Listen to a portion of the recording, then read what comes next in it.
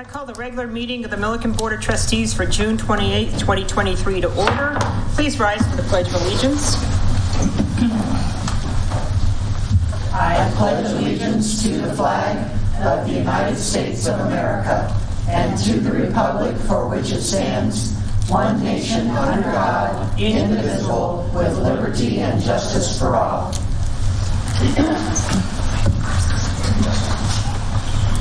Will the town clerk please call roll? Trustee Beckman? Here. Trustee Dean? Here. Trustee Lane? Here. Trustee Meisner? Here. Trustee Wakeman? Here. Mayor Austin? Here. And I'd like to note that Mayor Pro Tem Ehrlich is absent. Thank you. Does anyone have any additions or deletions to the agenda? I would like to move the discussion agenda on Loveland Ready Mix ahead of the executive session. I second. I didn't make a motion. Oh, well. It's like, I but still good second. try. I still second. No. Any other changes to the agenda? I'll take a motion. I move we approve the agenda as corrected. I second. Thank you. Town clerk, please call for a vote. Trustee Dean? Yes. Trustee Lane? Yes. Trustee Meisner? Yes. Trustee Wakeman? Yes. Trustee Beckman? Yes. Mayor Austin? Yes. Motion carries. Thank you. Do we have any citizens' comments this evening? Anybody that would like to address the board? Okay. Skip over that. Are there any discussion or comments on the meeting minutes of June 14th, 2023? Hearing none, I'll entertain a motion. Motion to approve meeting minutes from June 14th, 2023. Second. Town clerk, please call for a vote. Trustee Lane? Yes. Trustee Meisner? Yes. Trustee Wakeman? Yes. Trustee Beckman? Yes. Trustee Dean? Yes. Mayor Austin? Yes. Motion carries. Thank you. Does the board have any questions on the list of paid bills for the previous month?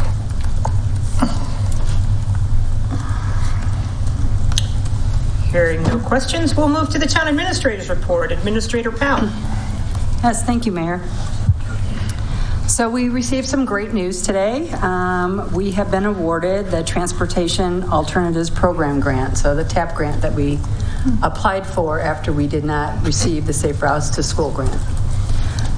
So this grant will allow us to install and replace sidewalks and have ADA compliant ramps. So congratulations to John Rabus and Carrie Reinbarger for putting this grant together. So what we receive in funding is a little over $800,000 in this grant. So Great. Quite an accomplishment. Thank you very much. Ehrlich Lake Dock. So a lot of people have seen on our website and Facebook pages, we've got that closed. We've got it closed due to the rise of the water that occurred at Ehrlich Lake, but it seems like it's compromised the dock. So our insurance company is sending someone out, an engineer out to look at it. So in the meantime, we're going to keep it closed until we get a report back from them saying what needs to happen, and then we'll go forward from there. But we'll update the website and Facebook pages as that occurs. So our staff has continued working with the homeowners in the Wildcat area, our acre subdivision, still removing cattails out there and restoring them out by our water tank. So, and then we will slowly bring them down to the town shop so we can dispose of them there. Just a bit of news, though he may not want me to say it. Someone who's turned out to be a really great friend to me, has been here for quite a while, Steve Watkins, will be retiring on August 4th. Steve, Kathy Kinn's father and I have been interviewing prospective replacements, and we have chosen one who will begin, I believe, on July 5th. Steve, is that correct? You think? So, but envious of his retirement, but we'll miss him dearly. Thank you for your hard work, especially on all of our cameras and IT. Thank you very much. Thank you. That's all I have. Okay, questions from the board for our town administrator? Cheryl, what was going on over there with the road closure the other day? So you talk about Highway 16 Alice? Yeah, over there. The chief can speak more on this, but it appears somebody had fallen asleep and ran into the electric box that's right there. Oh. So that's what created the failure of the signal lights. So, Okay, yeah, took them a while to get them operational. gotcha. Yeah, I drove by just after that happened. Officer Peters was out there. Couldn't quite figure out how they fit that car right between the fence and the main power boxes in front of the apartment complex. They ended up in the rocks parallel with the chain link fence. It was amazing. Luckily, no one was hurt. Yeah. Okay, thanks. I was just wondering. Yeah, no, that's what occurred. Any other questions? Probably do just want to advise everybody that Two Rivers was scheduled to be open on July 1st. Cheryl advised me today that part of it will be open, but there is a delay until July 21st for the entire opening. Have I got that right? Yes, I believe so. I just received something from Weld County, which I'll send out to all of you. Okay. And we'll probably place it on our Facebook and website pages too. Yeah, that'd be cool. So, but you know, what the weather related, I'm surprised they have any of it ready to go with all the water that we received and it did out there as well. So, but good for them. I've got a quick question. Did the street sweepers, I noticed they were out, did it cost us any extra because of all the dirt and gravel and things that normally aren't in the street? Sure, we called them out for an extra run. Right, we called them out for a couple extra cleaners. Okay. Yeah. Okay. Yeah. We had guys out there shoveling and you know, scraping dirt out of the gutter areas, and it was much more economical and quicker to have the street sweeper come out, but a little more costly in the long run for the sweeper. Any other questions? All righty. Moving on to the consent agenda, we have the approval of the sub-recipient agreement for the Community Development Block Grant Funds and the authorization of the mayor to sign a professional service agreement with Tate and Associates. I'll take a motion on approving the consent agenda.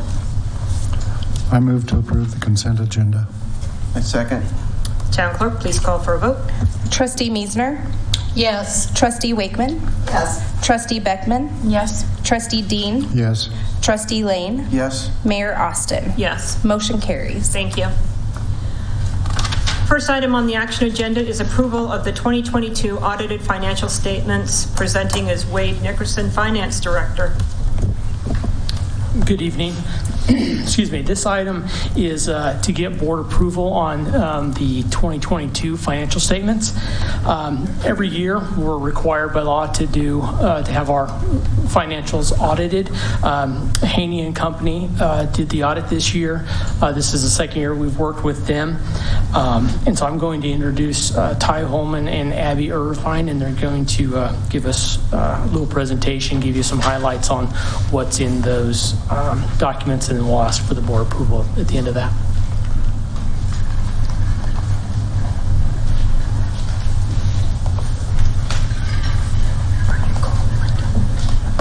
All right, great to be with you this evening. I think we have a PowerPoint.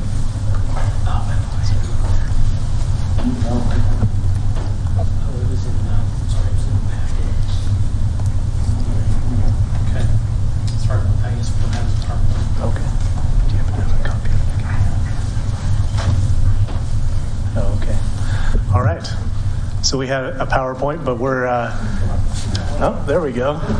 That would be. Say we can. All right, you're not going to see the the beautiful PowerPoint we We put can together. pull it up. but, It's in our packets. Okay, Yeah, perfect. we have it on computer.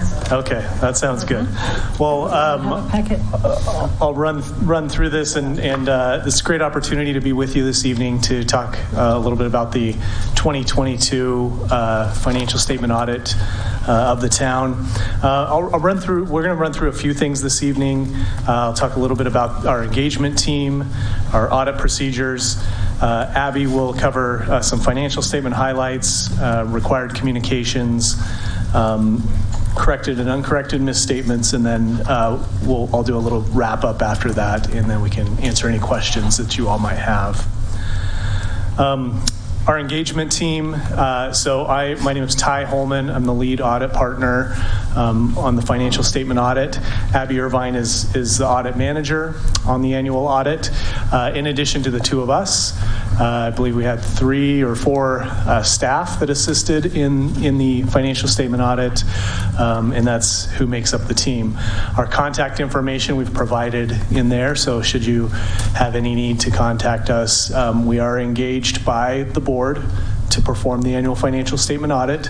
We do work with staff and they assist us in that, but we are engaged by you all to do this. So we do provide our contact information should the board ever decide that they'd like to contact us directly for any reason. Audit procedures, within the slides, we show just a general overview of the audit. I'm not going to go into all the details here, but generally just to give you an idea of what the financial statement audit entails. The high level, we start with planning. In the planning phase, we like to spend some time to be prepared for the audit. This takes place before the year even ends, so we're starting to plan and prepare for the audit. Along with that, we understand the entity, meaning we come in, make sure we understand any significant changes, significant transactions, anything unusual out of the ordinary that we might encounter during the audit. It's a good time for us to kind of get up to speed as to what's taken place since we were out last time. And along with that, as we understand what's happened and what's taken place during the year, we develop our audit approach based on what we learn and what's taken place during the year, as well as a risk assessment that we perform. It's a risk-based audit approach, so that means that we're looking at all aspects of operations of the town and different factors that might come into play, and we identify risks and then tailor our audit procedures to address risk. That allows us to be efficient and to be effective in what we're doing and to hone in on those areas that are of greatest importance. From there, we go into our audit fieldwork phase. This is probably what you're picturing in your head as an audit. This is where we come on site, and some of it's done remotely also. We're looking at bank statements, invoices, just kind of what you probably picture in your head as an audit taking place. And then finally reporting, and that's the phase we're at now. Ultimately, we're engaged to provide opinion on the financial statements, to state whether we feel that those financial statements are fairly presented in accordance with generally accepted accounting principles. And it also states that we perform our procedures in accordance with generally accepted auditing standards. And so ultimately, that 2 or 3 pages that's in the financial statements, that's our seal of approval on those financial statements, and that's kind of the culmination of this whole process. And then, of course, as part of that, we come to talk to you all and to give you an overview of what's taken place during the year and answer any questions that you all might have. Currently, we do anticipate issuing an unmodified opinion on the financial statements. So sometimes that might be referred to as a clean opinion, but basically that says that we feel like the financial statements fairly present the operations of the town during 2022. So that's the highest level of assurance we can provide, and that's what you're hoping for, so that's always a good thing. And as I mentioned earlier, that opinion states that it's in accordance with generally accepted accounting principles, and you can see all the details in those few pages there, but essentially that's what that's stating. From here, I'll pass it over to Abby. She's going to run through some financial statement highlights, and then we'll go from there.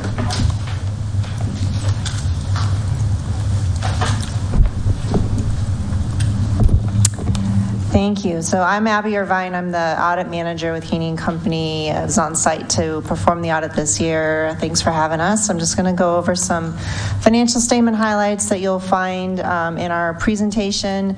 These summarize some of the numbers that are in the audit report, numbers that we audited. So the very first graph there's a couple of circles which represent the government-wide statement of net positions. So essentially, this is starting with everything. So this is combining all of the activities of the government, the governmental activities, and then we call them the business type activities, which is essentially your utility funds, all kind of added together into one, looking big picture. And this is reporting total assets, liabilities, and net position. And so you can see total assets at the end of the year totaled approximately 90 million.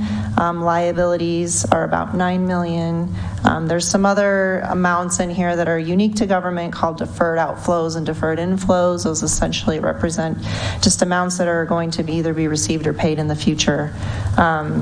And then the large kind of black circle on the right, half circle, is the net position. So that's the difference between your assets and your liabilities. And that gets further broken into amounts that are restricted, amounts that are tied up in capital assets, and then a portion is unrestricted. Unrestricted is basically available.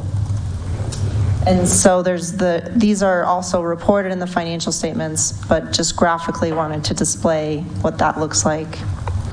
The next slide summarizes statement of activities, government-wide. Again, taking the governmental activities and the business type activities, adding them together to get kind of big picture what happened during the year.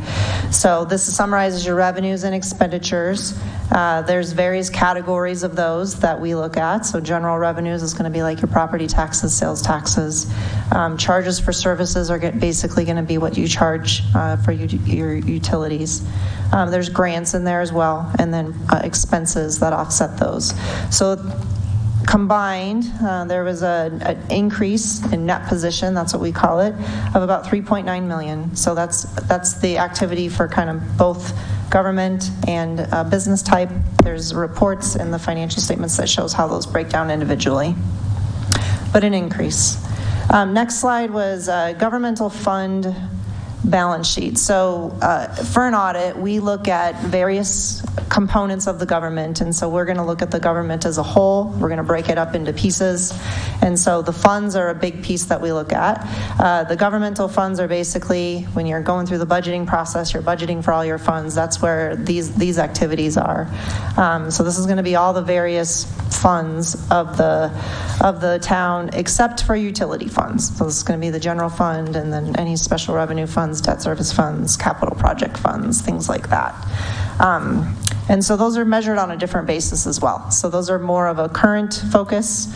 And so that's why we break those out separately. They have separate financial statements in the audit report.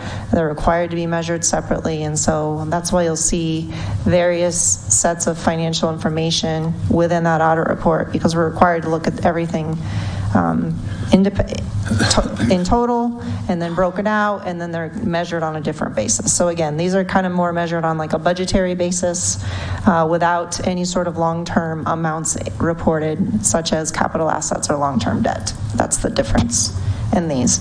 So this graph is just representing a trend. So we started the audit, we began auditing the town last year.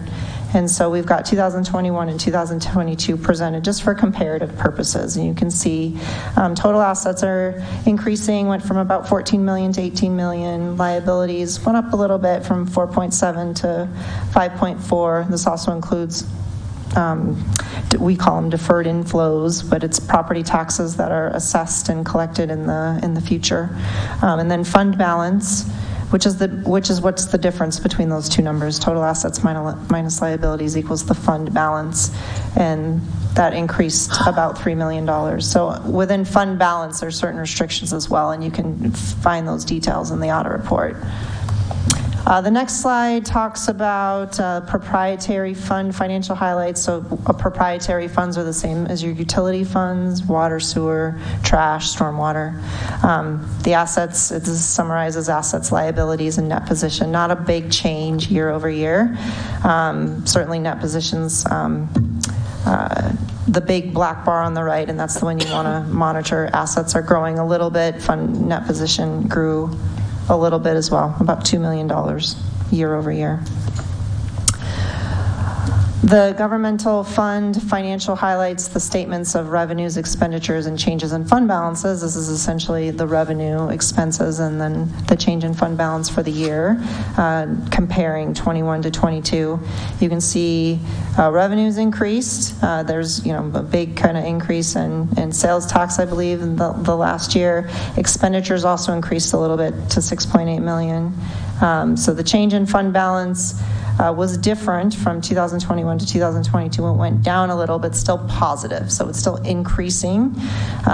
Still had made more than you spent. It was just a little bit of a decrease over 2021.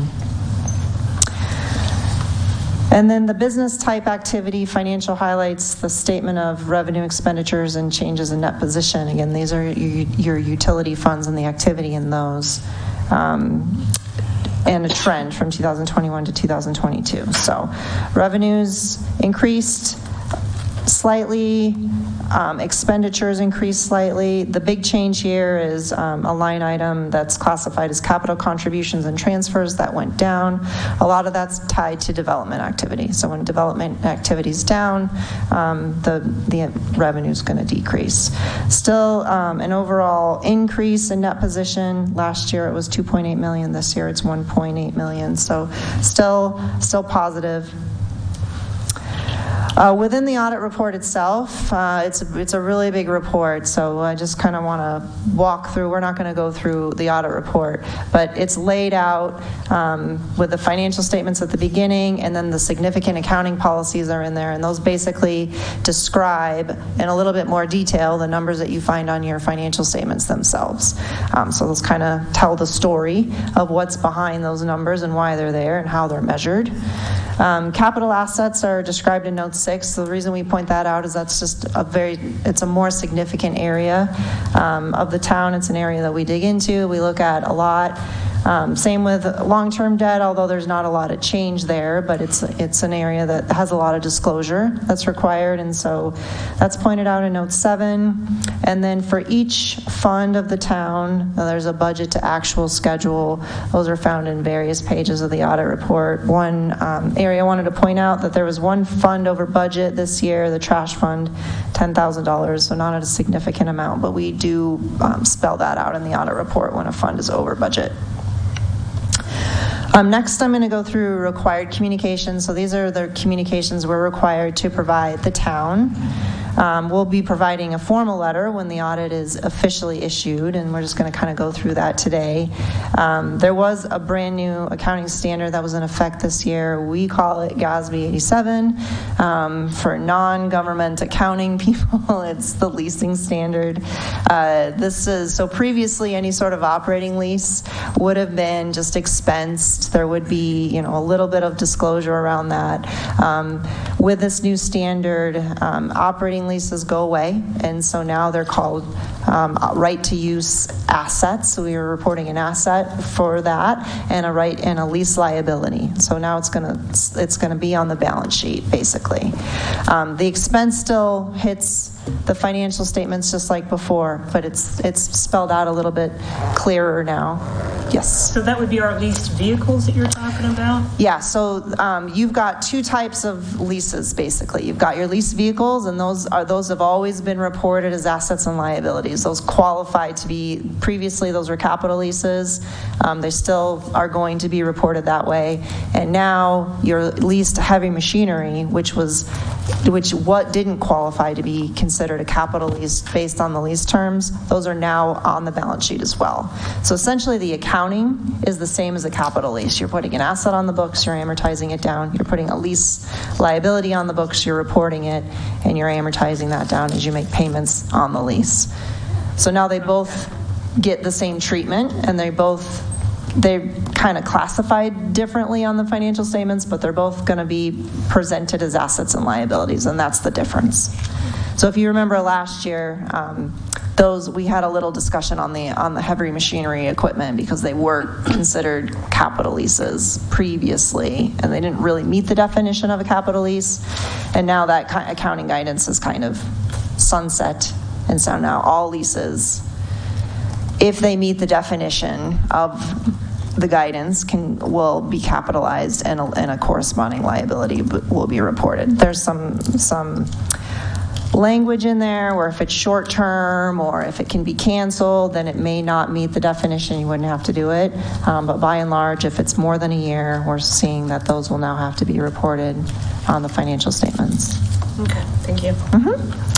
Part of the audit process and part of the accounting process is accounting estimates, and so that's just, there's certain amounts that are reported in the financial statements that are subject to estimate, and so we give a little bit more scrutiny to those. The two areas that pertains to is going to be depreciation, which is essentially a cost allocation. You purchase an asset and then you get to allocate that cost over time.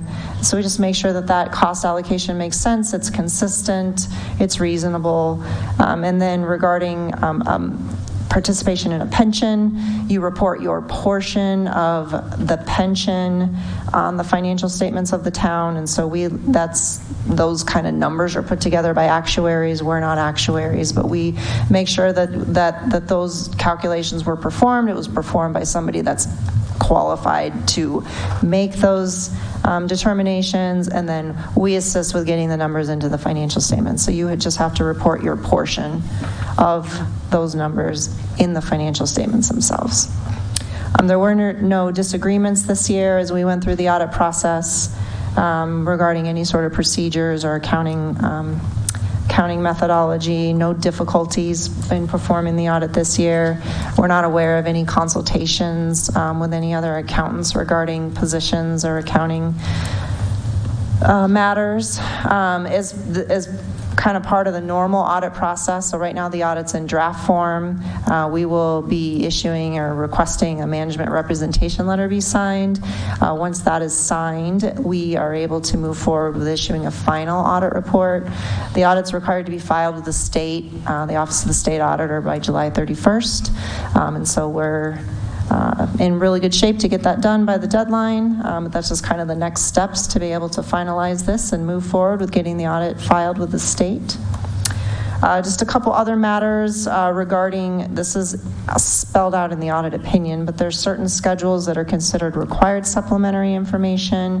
Our audit opinion, we don't offer an audit opinion over that information, or no assurance over that information. And then there's other supplementary information. We offer an in relation to opinion over that.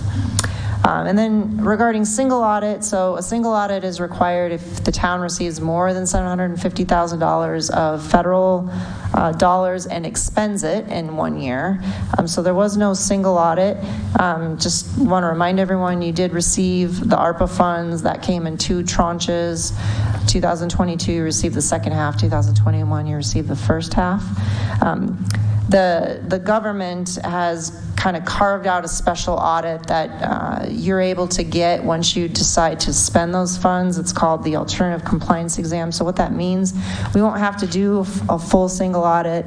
That's going to save the town some costs, because those single audits can be they're pretty intensive. They're a different kind of audit than a financial statement audit. We're digging into program compliance and internal control, and this Alternative Compliance Exam is just, it's a little bit watered down. So it's fewer procedures. We don't have to dig in as deep, and they only allowed this for the ARPA funds. And so once those funds are expended, if they exceed $750,000, and we're able to do this kind of separate examination. It's required. I mean, unfortunately, you can't get out of it, but we don't have to do the full-blown single audit, which is a little bit more time-intensive and costly.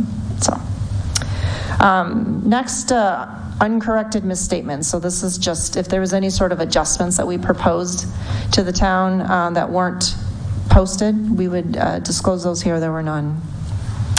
and corrected misstatements. So this is an audit there was just one audit adjustment we wanted to point out, and this is reflected in the financial statements, that there was a transfer and this was historically collected storm drainage impact fees living in the impact fee fund moved over to the storm drainage fund, which is, the storm drainage fund is where they should be now that it's kind of up and running, and so there was a transfer there to get those funds moved over. And that was the only real audit adjustment that we had. So Ty's going to talk about some upcoming accounting standard changes. We call them GASB pronouncements. And then we'll wrap up. And if anyone has any questions, we're certainly happy to answer. All right, this should be fairly quick. I know the slide that you've got here has a lot on there, but I'm going to give you the high-level summary of just the top two, actually. So as Abby mentioned, GASB statement number 87 was a pretty significant change or a pretty significant pronouncement that resulted in some significant changes to accounting for leases.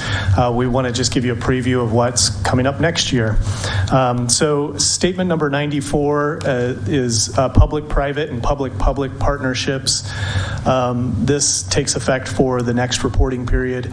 Basically, it provides some additional transparency around certain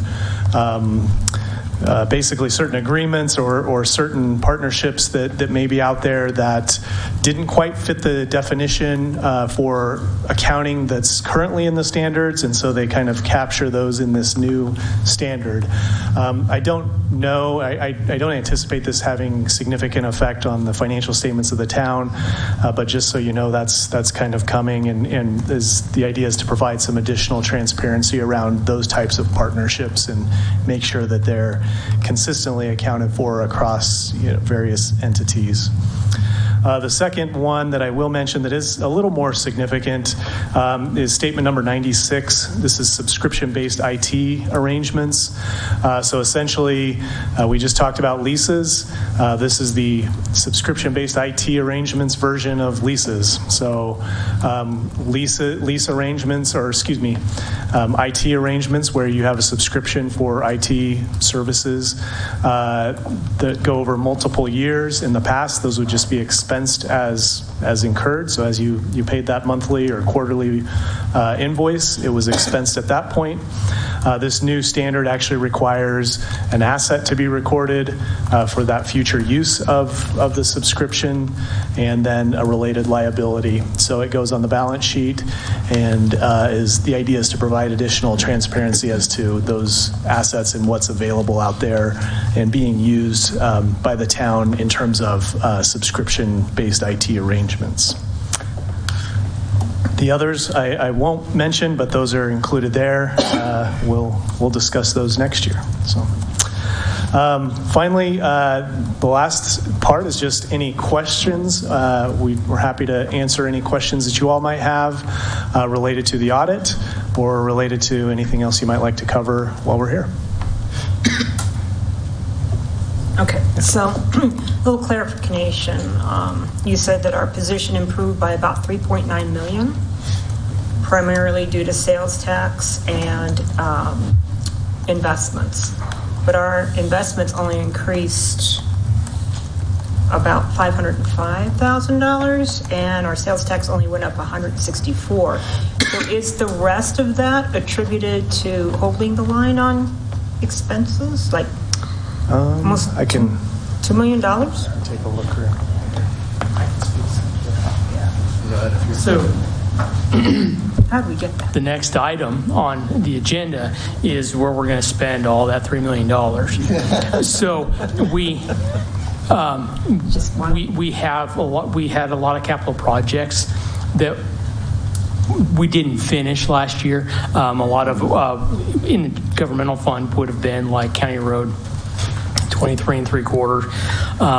That's about $1.5 million out of that money that we had planned on spending but didn't, and so that went to the net position that way, because we had intended to spend sales tax, some capital projects money on those types of projects. So that's part of that money. Sales taxes are up They've been up since the pandemic, and they keep trending that direction as long as we can keep holding that line. So year over year, they did go up, but I think what's really key in that number is the fact that where we were pre-pandemic to where we are today is a substantial increase, like 30%, 35% over where we were a couple years ago. Yes, because I keep shopping on Amazon. That's what we're hoping everyone does. So that change, though, that increase on our investments, I know that you changed where you put some of our money. Do you remember approximately when you did that and what you did? Can you refresh my memory on that? Well, so the town has always invested some money in CSAFE. I think that's been going on for a long time. What we've been attempting to do is leave the balance in our operating account very, very low because we're not making any money there. And so we're sending a lot more money to CSAFE where we do earn more interest revenue on it there. We really started doing that a lot in 2020 when we, for two reasons. Number one, CSAFE was paying a better rate, and number two, our local bank was getting away from paying us any rate on our overnight funds. And so we clean out our operating account as frequently as possible to keep that balance low. So that $505,000 increase is money that we moved over and interest, or just interest? That's just interest. Yeah, $505,000. that's just the interest on the money in our CSAFE account. Very nice. Thank you. Yeah. All right, I was just trying to figure that one out. Yeah, we've moved in the last several years. We've moved millions of dollars into our CSAFE account, and so with the balances being where they are, it's and the rates being where they are, those two things combined, our investment income is much higher than what we had expected. Okay. That provides clarification. Thank you.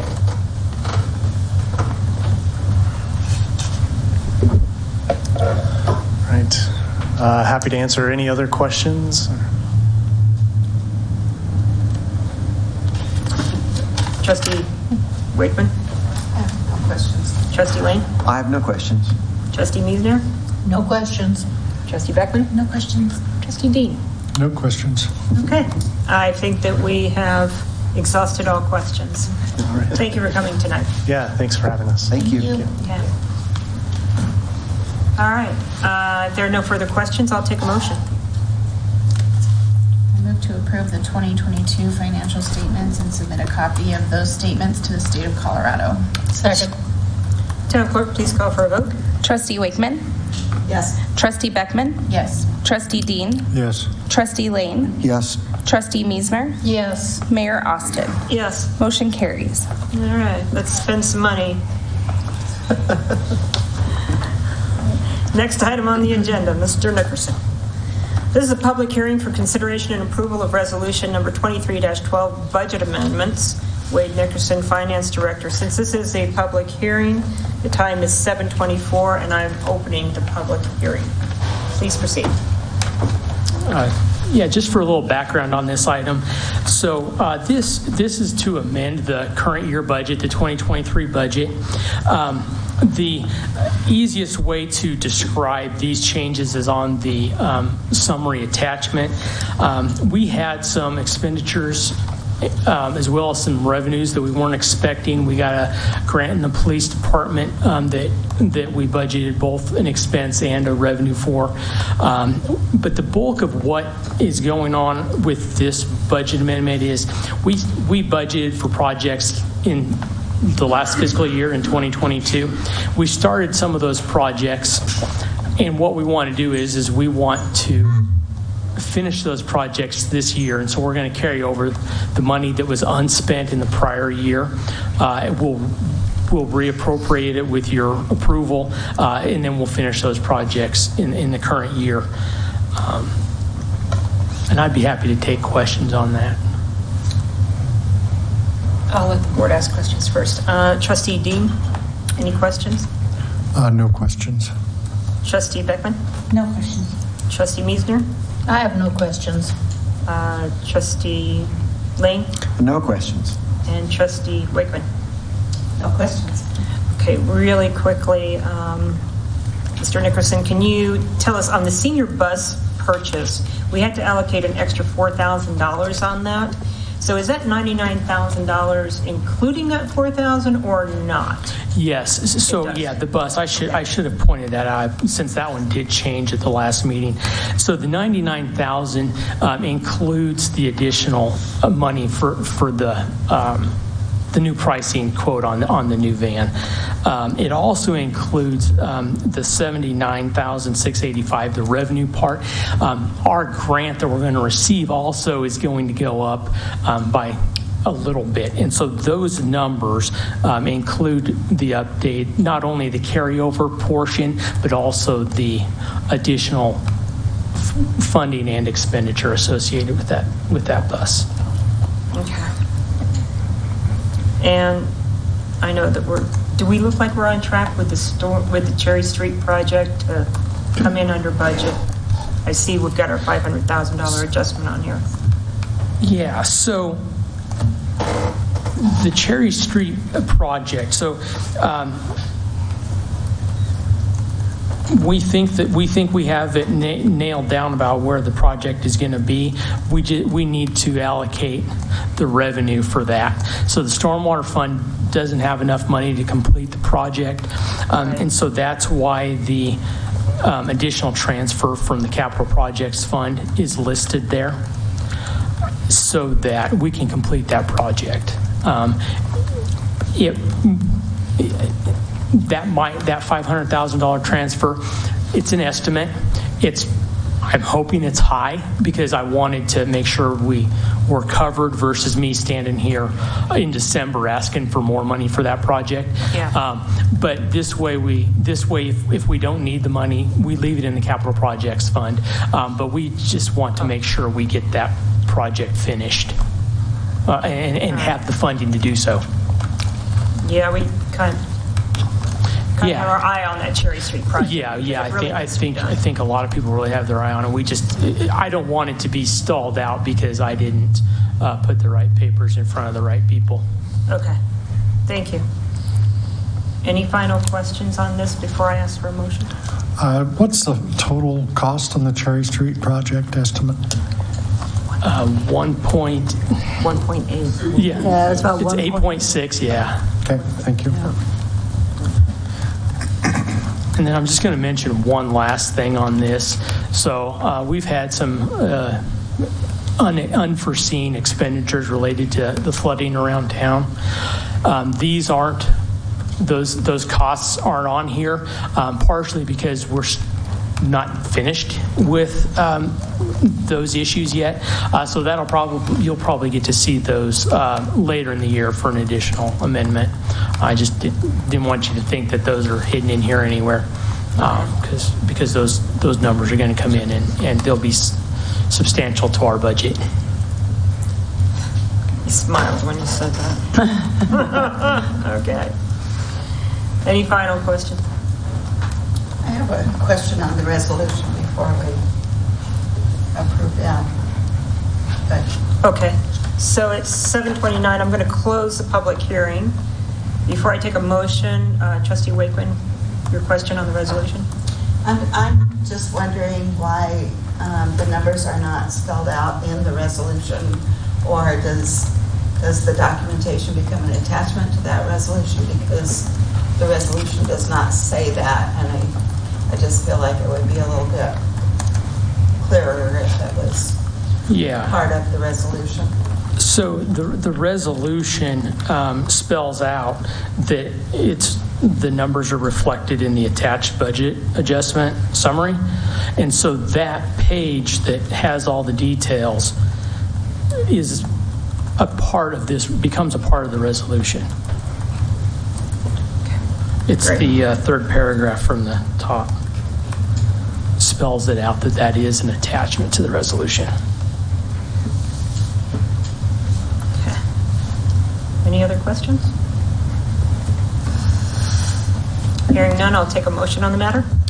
I move to adopt Resolution 23-12, recognizing and appropriating funds to carry out activities and complete projects approved by the town board. Second. Town Clerk, please call for a vote. Trustee Beckman? Yes. Trustee Dean?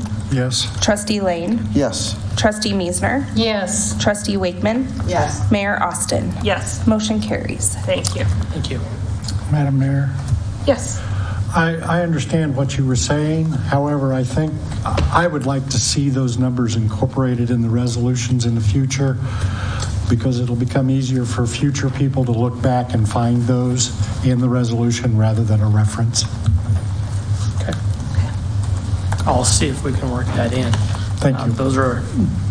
That detail is rather large to incorporate into the verbiage. Just that third paragraph would have been sufficient for people to understand what we did with that resolution. The third paragraph in the memo. Okay. The budget implications. If that had been included, it would have spelled out. That type of summary I will include going forward. Thank you. For sure. I misunderstood what you were saying. Yeah. Going forward, I don't have a problem doing that. Thank you. Okay. Next item on the agenda is a public hearing and adoption by reference of the 2020 edition of the NFPA 70 National Electric Code, presenting as Matthew Gould, Town Attorney.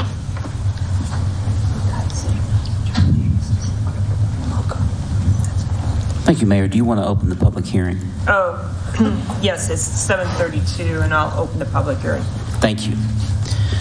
Before you is an ordinance, and I've written my notes down because I confused this last time. I apologize for that. Before you is an ordinance that will formally adopt the 2020 edition of the National Electric Code. By this ordinance, the board will be adopting a code by reference, which entails certain special procedures, including published notice. Evidence of the required published notice is contained in the packet. I would also note for the record that a complete copy of the code proposed for adoption is on hand. For reasons described in the board memo and the proposed ordinance, staff is recommending that the ordinance be given immediate effect. And I think there is otherwise a pretty broad explanation in the memo, so I'm happy to answer any questions. All right, questions from the board, starting with Trustee Wakeman. I'm not quite ready with questions. I'd like. Trustee Lane? I don't have any questions. Trustee Meisner? No, I'm, along with Peggy, I'm not ready for questions. Okay. Trustee Beckman? I don't have any questions. Trustee Dean? This is essentially an emergency ordinance. That is a phrase that's used often. We are invoking the statutes that allow the board to give an ordinance immediate effect. And the reason is that we're facing a deadline of July 1st so that we can avoid being forced into some more advanced building codes. I understand that. Are there special voting requirements? There are. The requirement is that we have 3/4 of the full membership of the board vote in favor in order to give this immediate effectiveness. Yes, I just wanted to clarify that. That is exactly right, yes. Which is, to be clear, that's 6. Yeah. Yeah, everyone here. Yeah, exactly. Okay. Given a couple of minutes. Let me make one more point, if you don't mind, about that. Bear in mind that this ordinance was published as part of the packet back in, I believe, may have been it would have been in May. So it's been published. It's been available through the public access to the packet for over a month. So, if that helps. No, I just wanted to make the point of how many votes it took to pass. Yes. With that provision.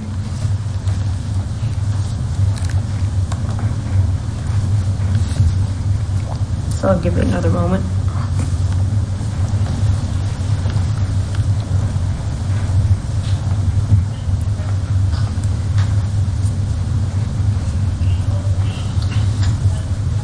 So we don't have any exceptions to the National Electric Code for what we follow here on this? So let me take a look at the ordinance. I believe we make very limited, so I think I understand the question relates to that when we adopt a code by reference, often we make amendments, right? And I believe we do not have any amendments in our code for the National Electric Code. If there are any, then they may be preserved. Let me look real quick.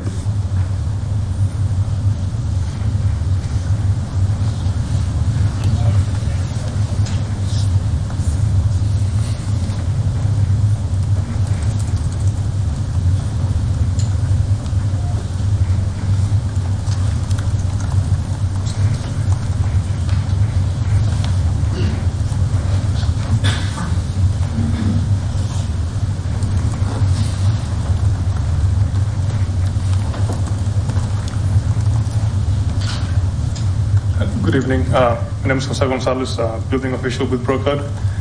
In regard to that specific amendment for the electrical code, we have to adopt as the state adopts it or more strict. We don't want more strict than we have to, so we're adopting as written and adopted by the state. And just so we're clear, this is only revising sections 18-3-10 and 18-3-20. We are preserving our existing code, section 18-3-30, and that addresses permit fees, and we're also preserving 18-3-40 regarding violations and penalties. So we're not allowed to adopt penalties by reference. So those two sections of the code are still in place, and that's it. I don't see any other amendments. Trustee Meisner, any questions? Oh, yeah, I have one question. Is this electrical code going to require charging stations in new housing development or new housing builds? No. And that's one of the reasons why we're trying to beat the deadline of July 1st. The state is adopting the new code, and with that adoption, the state is bringing in EV charging stations and requirements. We want to buy more time. That's essentially what we're doing by adopting the 2020 NEC to review those new requirements and figure out what's the best option for the town. Okay, thank you.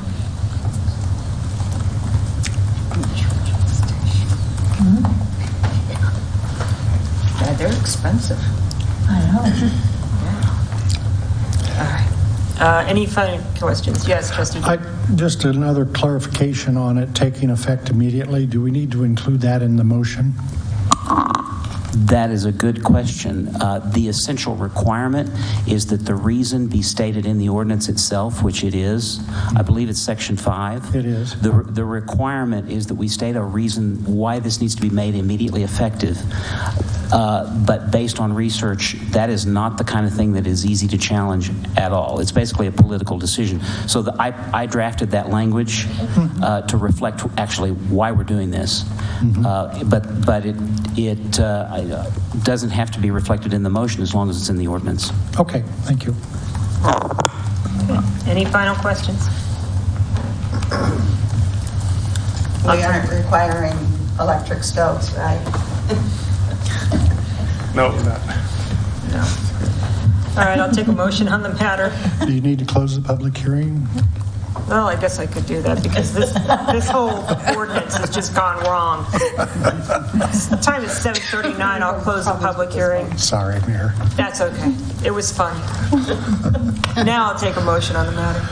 I move to approve ordinance number 806, an ordinance of the town of Milliken, Colorado, adopting the 2020 edition of the NFPA 70, the National Electrical Code. A second. Town clerk, please call for a vote. Trustee Dean. Yes. Trustee Lane. Yes. Trustee Meisner. Yes. Trustee Wakeman. Yes. Trustee Beckman. Yes. Mayor Austin. Yes. Motion carries. Thank you. Next item on the agenda is the public hearing and adoption by reference of the 2018 International Energy Conservation Code. Matthew Gould, Town Attorney. The time is 7:40 and I'm opening the public hearing. Thank you, Mayor Austin. Again, before you is an ordinance that will adopt the 2018 International Energy Code. That's a shorter reference for what we're adopting. We are in a similar situation as before. This is adoption of a code by reference, so the same procedures apply. Again, proof of published notice is in the packet, and that's the notice of the public hearing. There is a complete copy of the code proposed for adoption on hand, and for reasons stated in the memorandum, we are asking for this to be given immediate effect. And Jose did prepare a letter in support of this that's in the packet, and he's here to address questions if there are any. All righty. Opening up for questions, starting with Trustee Dean. Can you give us a synopsis of why we're doing this? The reason goes hand in hand with the adoption of the electrical code. The state passed a statute a couple of years ago requiring the adoption of one of the last 3 published versions of the energy code, whenever you update building codes. The last 3 published versions are 2015, 2018, and 2021. 2021 increases the cost of construction by approximately, if I recall correctly, about $4,000. That was done prior to materials prices going up, so the impact is probably greater than that.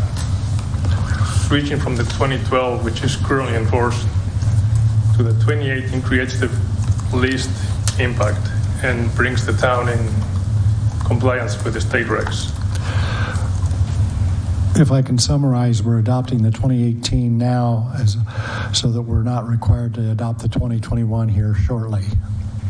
Correct. To save money. Correct. Okay. Trustee Beckman, any questions? No questions. Trustee Meisner? No questions. Trustee Lane? No questions. Trustee Wakeman? No questions.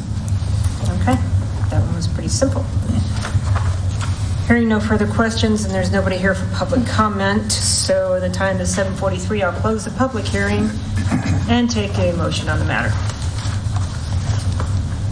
I move to approve ordinance number 807, an ordinance of the town of Milliken, Colorado, adopting the 2018 International Energy Conservation Code. Second. Town clerk, please call for a vote. Trustee Lane? Yes. Trustee Meisner? Yes. Trustee Wakeman? Yes. Trustee Beckman? Yes. Trustee Dean? Yes. Mayor Austin? Yes. Motion carries. Thank you. So we adjusted the agenda to bring the discussion on the Loveland Ready Mix up to this point. So presenting is Pepper McClanahan, Community Development Director. Good evening, Mayor and members of the board. I attended a public hearing before the Board of County Commissioners on June 7th regarding this action. During that public hearing, I learned that there was a second haul route proposed that was different than the one that we reviewed and commented on when this was initially sent to us as a county referral. That alternative route would take these trucks, and they are dump trucks, so they're not side dumps, they're not semis, but they are tandem dump trucks. 70 of them a day, 22 ton, left onto 257 up the hill, and then on 54 across to the batch plant where it would be crushed. That's owned by Loveland Ready Mix. There was a traffic impact study done, revised in December that we were unaware of. The Planning Commission at the county level supported Route 1, which takes them left out onto 48.5, down to 17, and then up to the batch plant from there, so that they're not coming out on Highway 257. I did testify at the public hearing and expressed to them that we had concerns about left turns coming out on a 55 mile per hour speed zone, and other concerns such as a 4% grade, which is what they would be encountering heading north on 257. In the end, at the end of the day, the Board of County Commissioners continued the item until September 6th. And they asked the applicants to prepare yet another traffic impact study to study a third route. And that third route would come right onto 257, down to 60, and then west through Johnstown, and then north up to the crusher plant, the batch plant. So we have not seen that yet. I know John, our streets and facilities director, along with our town engineer, are working on some numbers. Some of the numbers that were presented, I'll just give them to you very quickly during the public hearing. And this came from the development department of the county. They indicated current traffic counts on State Highway 257 are approximately 10,000 trips per day. The proposed use would add 70 trips per day. They commented that the 10,000 vehicle trips per day, approximately only 700 of those were trucks, which I'm not sure I would agree with that number, and that drops to approximately 200 trucks during the peak hours.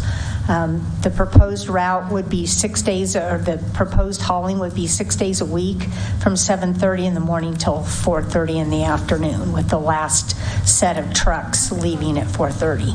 So there were some other residents of Milliken there to testify. The applicant themselves support Route 1, which is down 48.5 to the west and then up.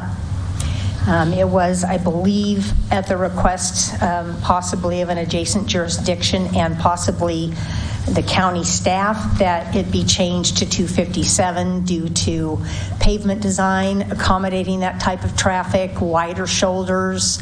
There are some significant improvements that would be required or being proposed by CDOT, including an acceleration lane, a deceleration lane, and some other improvements that would be at the cost of the applicant. So we are bringing this to you so that you are aware, and staff is working to prepare some additional testimony for that continuance that will happen in September. So the route that they are preparing to turn right and come down to 60 and then go towards Johnstown. Johnstown has a truck route, and I'm trying to figure out where are they going to have to turn before they get to the actual historical downtown Johnstown to get around it? I believe the proposal is to continue down 60 to County Road 13 and then go north. So they would not be going through they'd be going through downtown on 60, but they would not be turning and going through their historic downtown because that section is not defined as a truck route by Johnstown. That section. I thought even trucks could not go down 60 through Johnstown. Is that not right? No, they just can't turn. They can't turn into downtown. But right. they can So they stopped it from any trucks being able to turn onto County Road 17 or Parish Avenue. Okay. Yeah. So, and I'm sorry, refresh my memory with the time that you're stating again that these trucks will be running? What was proposed or what was submitted in the hearing was 7:30 to 4:30. The last set of trucks would be, there's 4 leaving during the hour and 4 returning during the hour, so 8 trucks per hour. And the last trucks would be leaving the site at 4:30. And what time does high school start? Correct. Yes. Just trying to imagine this in my mind. 2:40. High school gets out at 2:40. No, in the morning. What time does it start? Oh, they take up at 7:30. Yeah. Well, they would be in school by the time the trucks began. Not for the late ones. I can just see traffic accidents with that. Well, All right. I'm going to suggest that this is a very cantankerous situation that needs to be addressed, and I think that I'd like to hear the board's thoughts on bringing in the Weld County Commissioners and the board from Johnstown and have one joint meeting on this situation, because I think we need to understand everybody's thoughts in this and understand the impact to our town, because in the wintertime when it snows, if they take the left turn on at 257 going up to 54, that's going to be horrendous. Maybe I missed this, but what is this project? What are they? It's an aggregate. It's a gravel pit. Yeah, this is the 20-year plan. Yeah, Loveland Ready Mix, they'll be mining 5 acres at a time in various phases. The aggregate that is west of the bridge on Highway 257 and north of 48.5, which is at this point in time an unpaved road, but an improved county road. Okay. And when they're done, sometime in the future, it'll be a great reservoir. Yeah. So it would end up being a benefit to the community down the road, because everybody's going to need water storage. However, this part of the project is highly questionable. Well, my concern with trucks turning left onto 257, it's safety. Yeah. And if you look, as you're driving on 60, there really isn't enough shoulder space for if a truck were to break down, and then the impact it would have for those trying to pass either way, going north or south. And the 4% grade.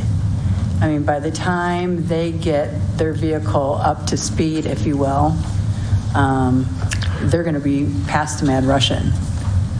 And so that's going to hold traffic back quite a bit there. Mm-hmm. But the basic thing, I mean, the real reason is safety. I feel that we'll have, and I meant to bring it, and I apologize I didn't. I had Benny look back and see how many traffic accidents we've had on 257. And there's, and not a lot, but there's enough. And if you add a mix of this with it, I think we're going to see that number increase quite a bit. The only other thought I had was to do our own traffic study, hire our own company to do a traffic study on this area. But then you're looking, our board is looking at about a $12,000 study being done. I think we should be discussing it first with Weld County Commissioners. And I see if agree. we can,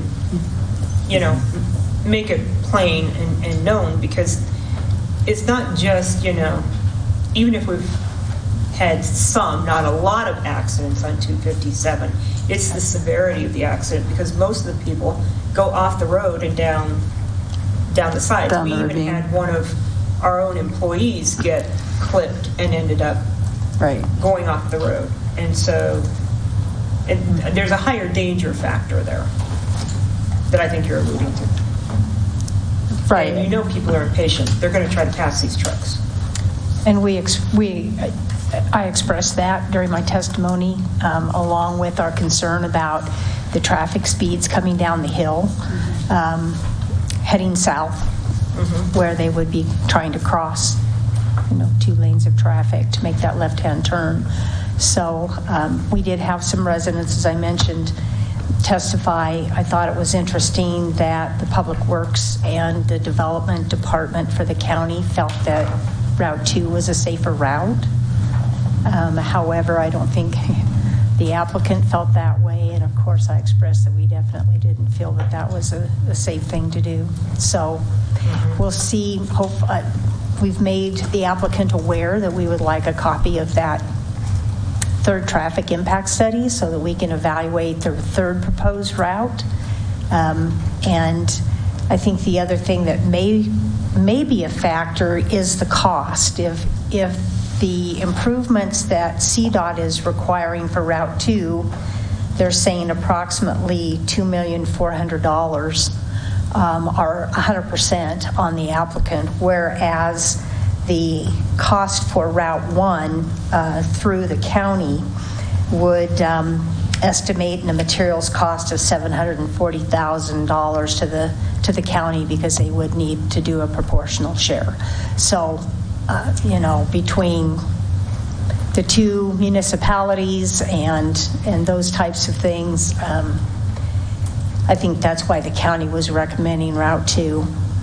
So, but I think there's other things, obviously, that, and I tried to express them, that we have concerns with, and our residents have concerns about the noise, the delays going up the hill, not being able to get out of the Mad Russian, making a left turn. They pointed out that there's only one entrance and exit point from that subdivision, which has quite a few residents. So all of those points were brought up during the hearing, which may be why they decided to ask for evaluation of a third route. Perhaps they can come to some sort of financial agreement with Loveland Ready Mix for the County Road 48.5 route, which is the most direct and the original one. But probably what I'd like to have is, if we have that joint session, would like to have somebody go out there at 7:30 in the morning and shoot some footage of the traffic going up and down 257, so that they can see in the meeting, this is the amount of traffic already, and now you're going to add these trucks to it. And part of it too is the bridge. I mean, where the railroad tracks are. Yeah. I mean, it's 257 in itself is in bad shape. I'll just say it. I'm waiting any day for a severe accident to happen there, with people trying to avoid some of the rough areas over the railroad tracks. They veer way off the road. And then if we have additional truck traffic, and those bridges are narrow, but I think it would be a good idea to have a conversation with the commissioners, at least them, if not both them in Johnstown. I think we bring Johnstown in so we can get all the cards on the table to have a good, clear, not a he said, she said discussion. Sure. And really, with Two Rivers being closed, that's added to the deterioration at 257. So, yeah, this isn't a good situation at all. Mayor, we've had, from 2021 to today's date, we've had 25 traffic accidents at the intersection. 25 traffic accidents at intersection at 257 and 60. Okay, what about 257? Oh, that's right, we did. What about along 257? Did we compile any of those numbers? We would say from 2022 to 23, we had about 10 accidents at that intersection from Mad Russian coming. We've had several days. Well, even coming out of the liquor store too, I know there's been accidents there. Alrighty, would like to get this on the agenda. Should we check and see what everybody's availability is? Yeah, might have to be late July maybe, or When is the late August. Maybe we can do that. September 8th. Yeah. So is it legal for them to hold a work session with Thank us you. when they're at the hearing board? Thank you. I'm sorry, is it what?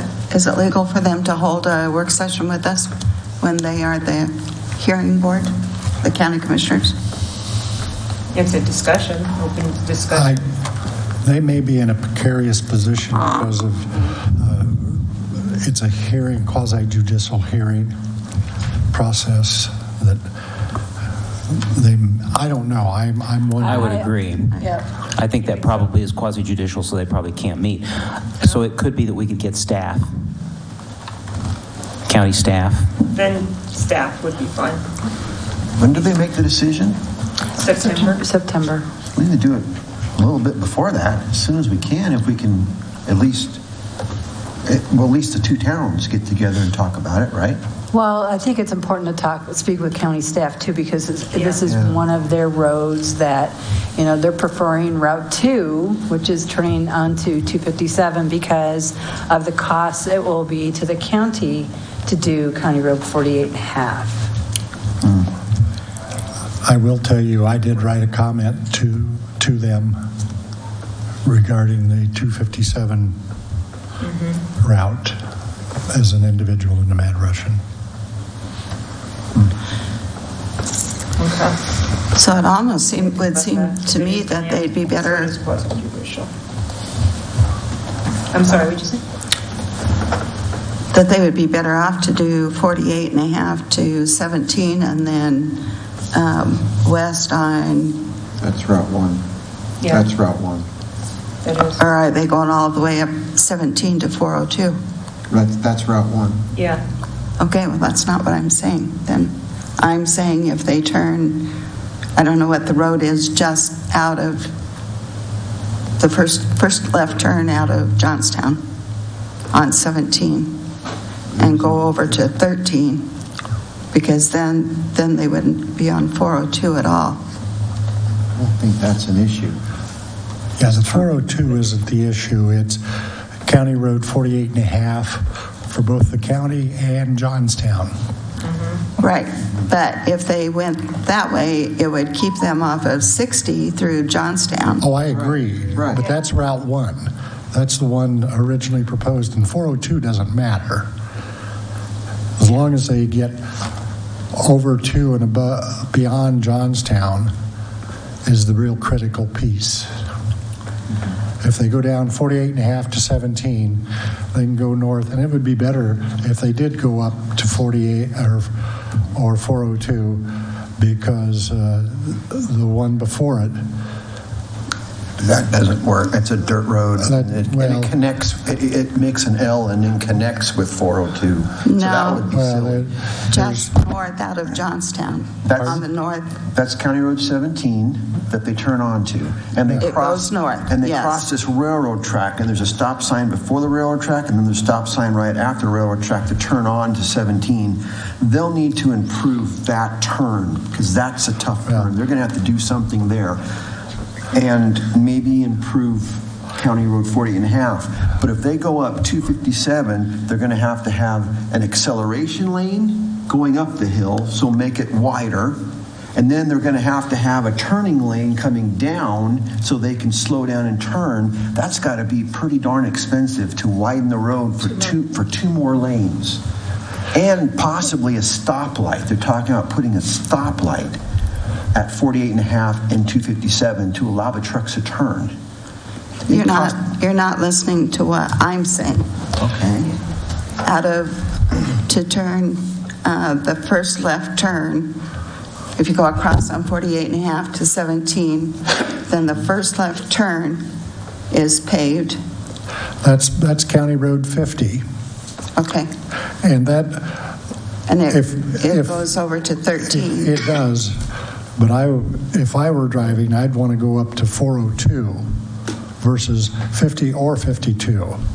Go ahead. But really, our discussion is about them using 257. What they do when they get over to 17 or 13 is kind of out of our scope. That's why I'd like to see Johnstown here to talk about, their viewpoint for their town. Really, I just do not want to see them making a left-hand turn out of 48 to go up 257, or even a right-hand turn to come down to 60. The traffic snarl is going to be horrible. And you got a bridge that... And the danger. Yeah, it's bad. Well, the railroad track on 402 is horrendous for them to... Well, they just put in the roundabout. They spent 1.1 or 1.5 million on a nice roundabout that's designed for trucks and for a lot of traffic. So that's where they're heading to. And that takes them straight down. And yes, they're going to have to, I mean, this is out of our scope, but they got to cross those two railroad tracks that are dips, and then they turn on County Road, whatever it is. It's 13. Right, 50. but whatever it is at the cement plant, right? Oh, that Yeah. one. Who knows? Who Way down. cares? Yeah, I mean, and that's, yeah. But that's out of our, we're just concerned about our hill and Well, residents out of. I agree, but if we can offer something that is a safer route for everybody, and it keeps them off of 257, then it's in our best interest. Agreed. Why 48.5 is their choice. That's their choice. That's the guys who are doing all the hauling. That's their choice, is 48.5. Route 1.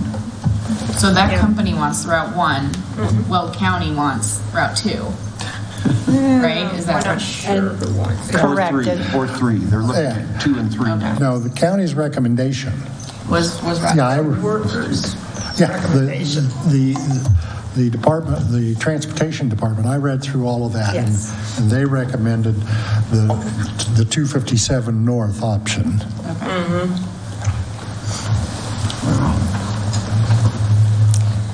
All right. Any further discussion on this? We got a clear direction. We'll ask for a meeting. Well, real quick, just to clarify, if it's turning left on the 257, there's the bridge and the railroad tracks. They're going to have to widen that bridge if they're going to have both these new lanes to accelerate and decelerate coming down the hill. So they're going to spend a lot of new bridge. They're going to spend a lot of money if they do that. That bridge is a new bridge. It is. It's a newer bridge. Well, they're going to have to widen that new bridge. 2013. Yeah. County to pay for it. Yeah. How long was The biggest thing, I think, is the safety thing.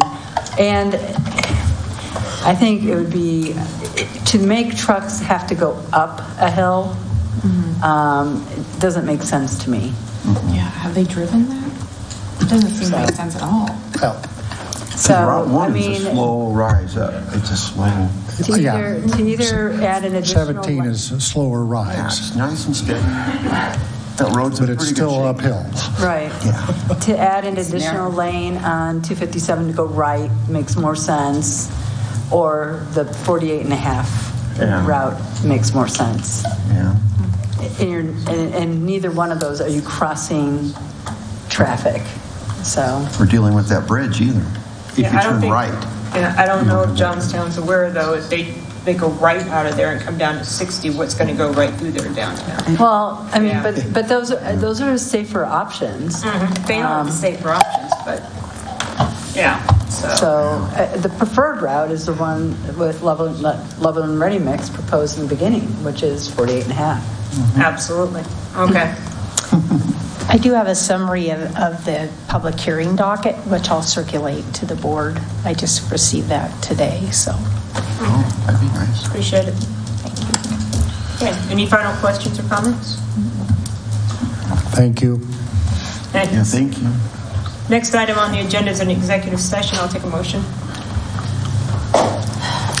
I move we go to executive session pursuant to Section 24-6-402-4E of the Colorado Revised Statutes for the purpose of determining positions relative to matters that may be subject to negotiations, developing strategies for negotiations, and instructing negotiators, and Section 24-6-402-4B of the Colorado Revised Statutes for the purpose of receiving legal advice from the town attorney on specific legal questions. In the executive session will be Matthew Gould, town attorney, Cheryl Powell, town administrator, Carrie Reinbarger, town clerk, Don Stonebrink, water, wastewater, board members, trustee Wakeman, trustee Lane, trustee Meisner, trustee Beckman, trustee Dean. You need a Mayor Austin, let me just for the record just clarify that this is with respect to case number 2022 CV 030770 filed in Weld County District Court. Thank you. I second it. Town clerk, please call for a vote. Trustee Miesner? Yes. Trustee Wakeman? Yes. Trustee Beckman? Yes. Trustee Dean? Yes. Trustee Lane? Yes. Mayor Austin? Yes. Motion carries. Okay. Couple-minute meeting break while we clear the room.